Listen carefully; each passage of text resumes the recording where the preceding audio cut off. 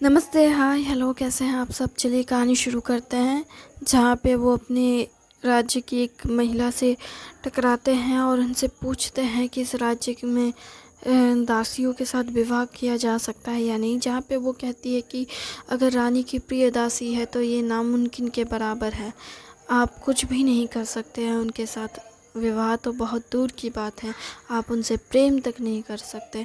ये सुन वो कहते हैं कि कोई तो रास्ता होगा इस सब का।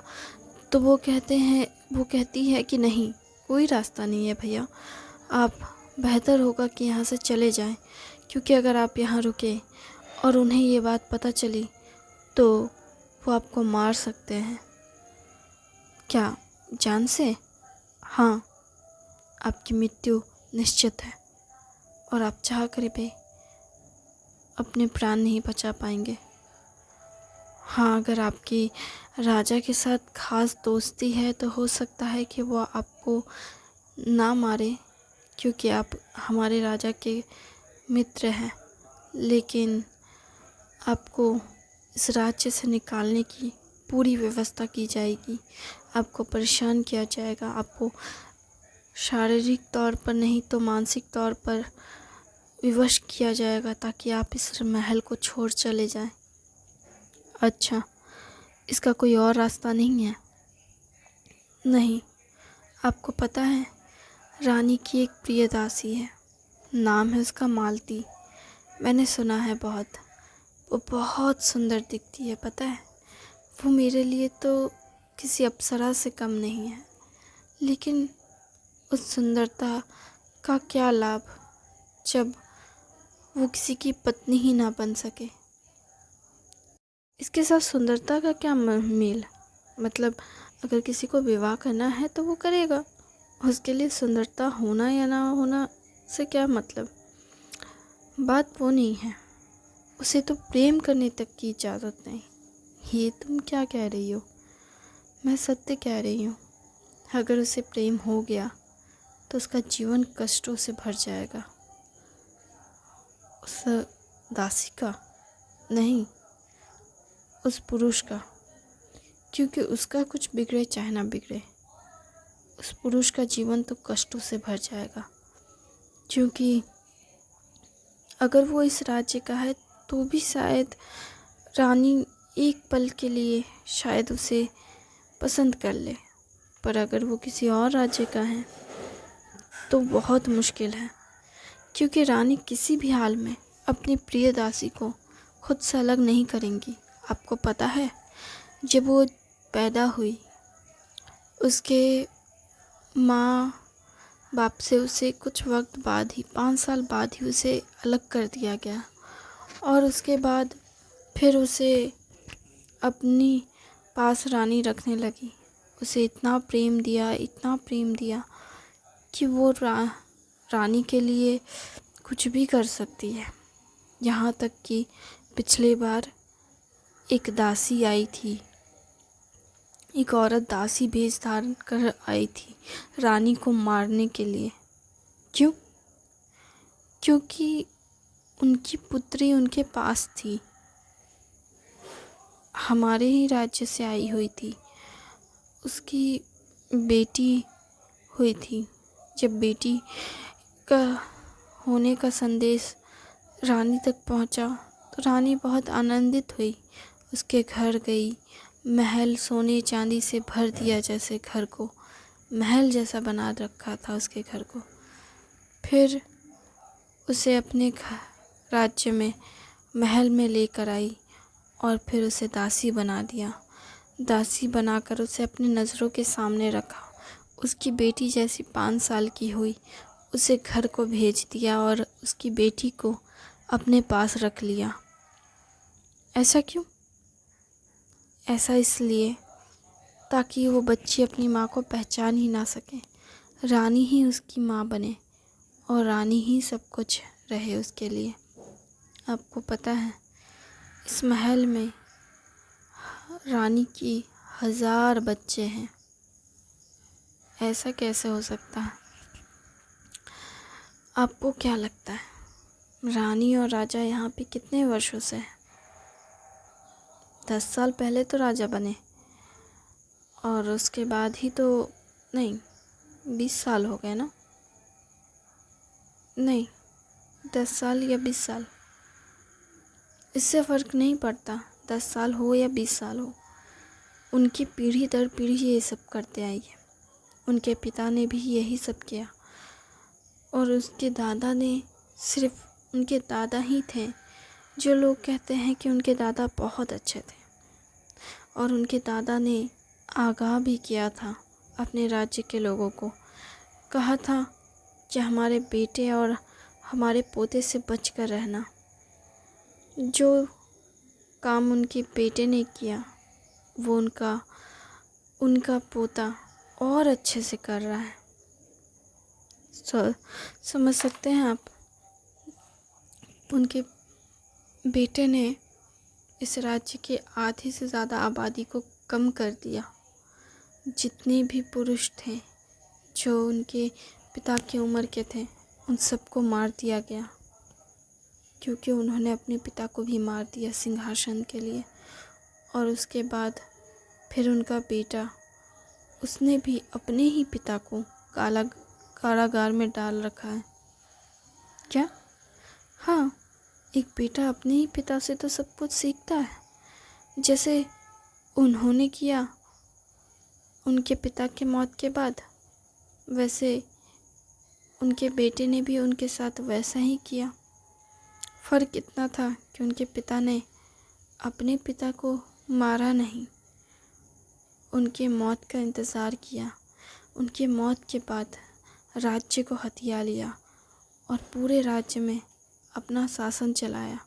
और उनके उम्र के जितने भी बुज़ुर्ग थे, उनके पिता के उम्र के, अपने पिता को श्रद्धांजलि के नाम पर उन सारे बुज़ुर्गों को मार दिया गया जो भी उनके पिता के साथ युद्ध किए या जंग में जिनकी हालत ख़राब थी पर फिर भी जीवित थे।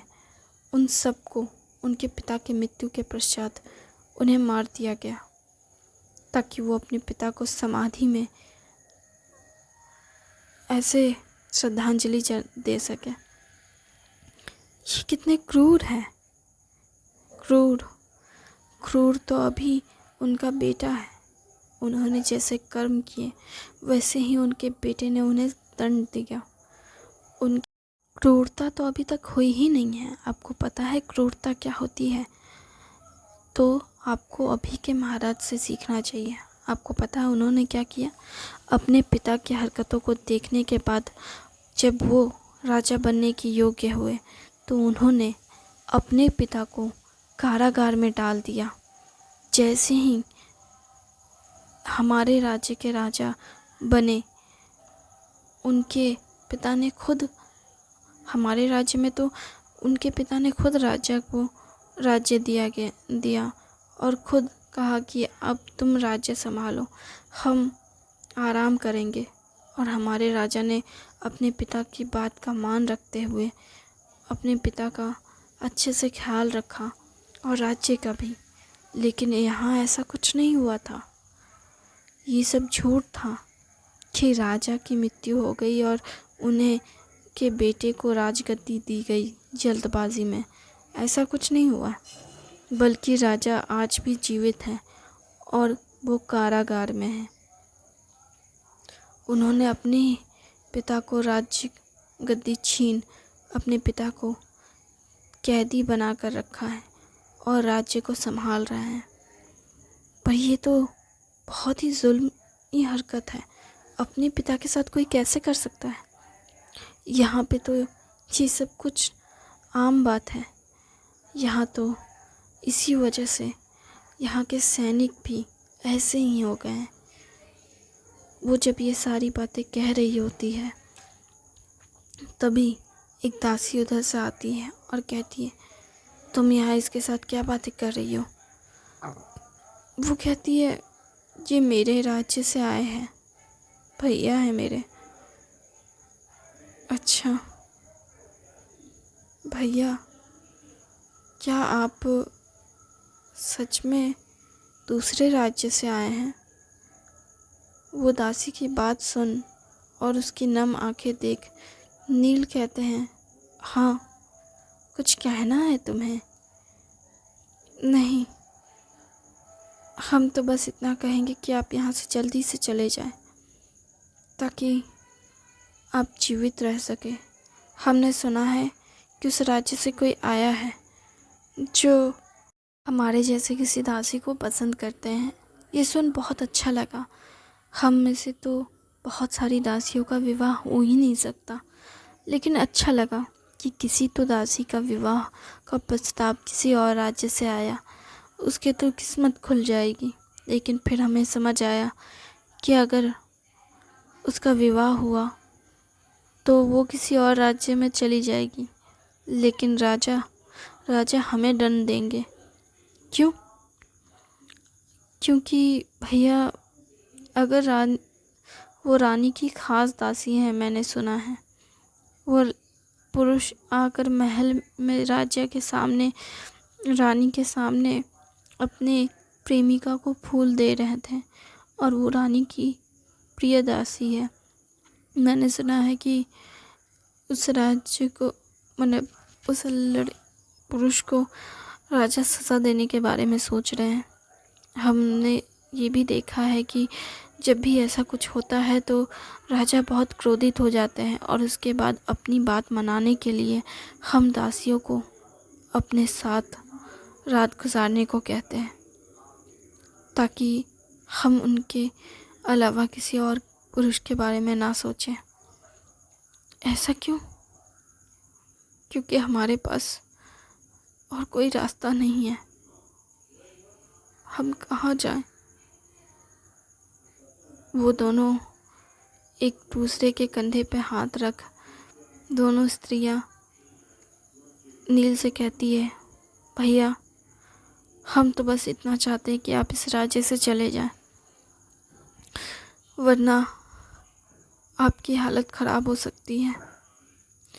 उसी वक्त नील कहते हैं, वो पुरुष मैं ही हूँ जो अब रानी की प्रियदासी को फूल दे आया।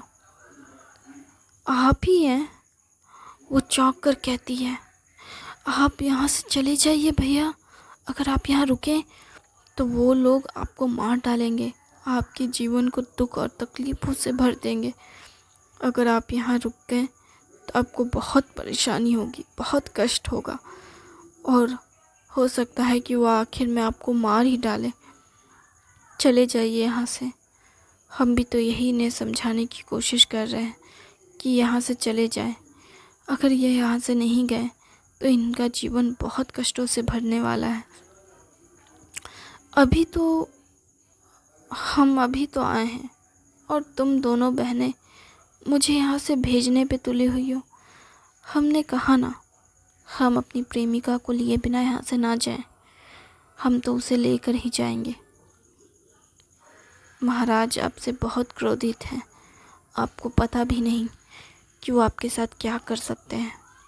अगर वो क्रोधित हैं तो हम भी प्रेमी हैं, और हम अपने प्रेम को छोड़ कहीं नहीं जाएंगे। महाराज आपको नहीं छोड़ेंगे। ठीक है, जो भी हो, हम बस इतना चाहेंगे कि चाहे कुछ भी हो जाए, हम इस महल में रहें और अपनी प्रेमिका का ख्याल रखें। जैसा कि आपने कहा कि अगर राजा को ये सब पता चला तो राजा हमारी प्रेमिका को अपने साथ रात्रि गुजारने को कह सकते हैं। क्या ये हो सकता है? हाँ, ये हो सकता है, और उसे ये बात पता भी नहीं चलेगी, क्योंकि रानी खुद ये सब करवाएगी। यहाँ तो बहुत ही ज़्यादा क्रूरता भरी है, और रानी की बात वो टाल नहीं सकती। राजा कुछ भी करेंगे, किसी भी हद तक जाएंगे उसे रोकने के लिए।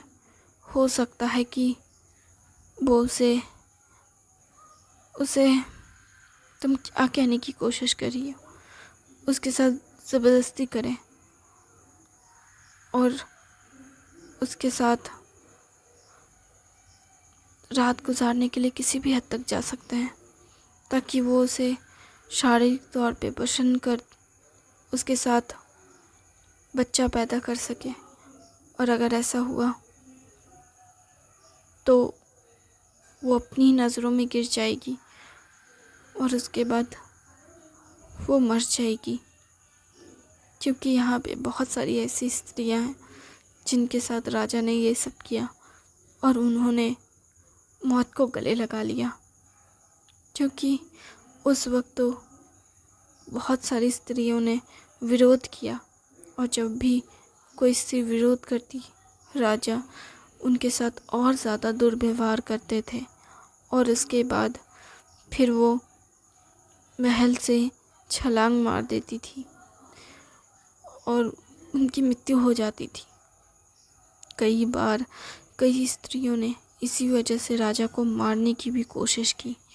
जब जब राजा उनके करीब आने की कोशिश करते थे तब तब उन्होंने उस पर हमला करना चाहा और जब राजा पे वो हमला ना कर पाती, क्योंकि राजा बहुत चतुर है और राजा मारपीट में बहुत माहिर है। आपको पता भी नहीं, तलवार, भाले, यहाँ तक कि मल्लयुद्ध सब में राजा बहुत अच्छे हैं और इसी वजह से वो अपनी ताकत के ज़ोर पर स्त्रियों को अपने वश में करने की पूरी कोशिश करते हैं। वो सिर्फ़ एक ही स्त्री से डरते हैं, वो है उनकी पत्नी, क्योंकि वो हर बार उनके हर काम में उनका हाथ बटाती है।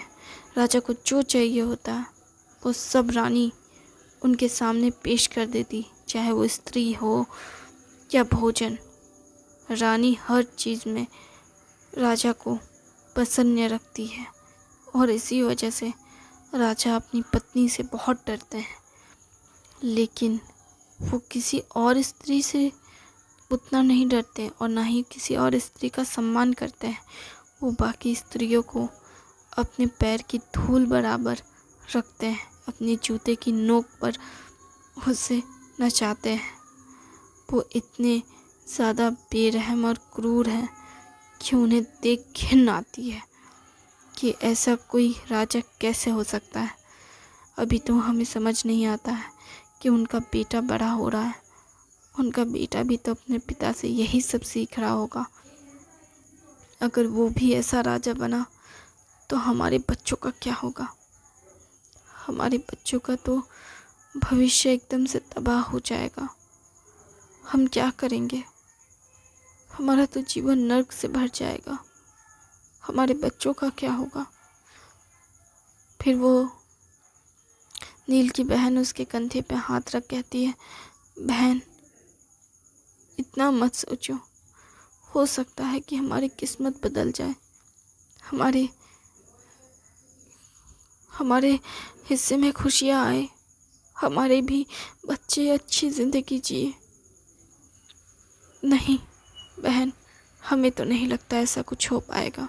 वो दोनों औरतें एक दूसरे को उम्मीद दे रोए जा रही होती हैं, जिन्हें देख नील बहुत ज़्यादा सहम जाते हैं और फिर वो फैसला करते हैं कि वो अपने राज्य जाएंगे और अपने राजा को ये सारी परिस्थितियाँ बताएंगे और फिर वो विश्राम करने चले जाते हैं, मालती से मिले बिना ही। मालती से मिले बिना जब विश्राम कर रहे होते हैं तभी फिर उन्हें एक दासी आती है और कहती है कि आप भोजन कर लीजिए। वो कहते हैं ठीक है, क्या हमारा भोजन राजा के साथ करना है? तो वो कहती हैं हाँ, आप राजा के साथ ही भोजन करेंगे, आप चलिए। तब वो नील राजा के पास जाते हैं और भोजन के जगह बैठते हैं जहाँ नील को जो खाना परोसा गया होता है वो सारे खाने को नील राजा के थाल के साथ बदल देते हैं और कहते हैं कि पहले आप हमारे थाल से भोजन कीजिए, फिर हम आपके थाल से भोजन करेंगे। इस कहानी को यहाँ तक सुनने के लिए आपका शुक्रिया, अपना कीमती समय देने के लिए भी आपका शुक्रिया। हमें उम्मीद है कि आपको ये कहानी पसंद आ रही होगी और आप आगे भी इस कहानी को सुनना पसंद करेंगे और अपना ओपिनियन ज़रूर हमें दीजिएगा कि आपको ये कहानी कैसी लगी। हम आपकी ओपिनियन को सुनना चाहते हैं, समझना चाहते हैं।